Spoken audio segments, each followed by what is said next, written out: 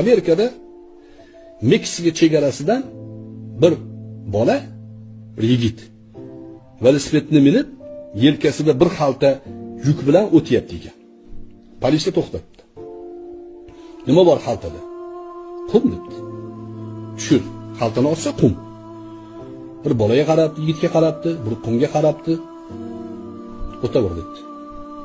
O'tgan. Kelyapgan haftasi yana velosipedni minib, xaltani ko'tarib olgan, o'tib ketyapti, to'xtatibdi. Nima xaltada? Qum debdi. Ochsa yana qum. Bir qumga qararmish, bir yigitga qararmish. Va o'taver.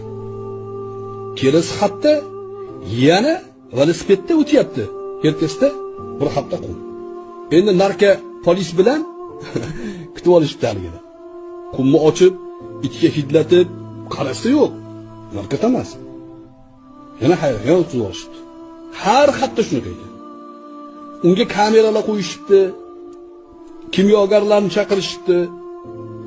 Qumdan analiz olishibdi. Tillamikin nima hech, faqat qum. Yillar o'tgandan keyin o'sha chegarada, ya'ni nazorat qilgan polis nafaqaga chiqibdi. Bir joyga kirsa, qahvaxonada haligi bola yigit o'tirganmish.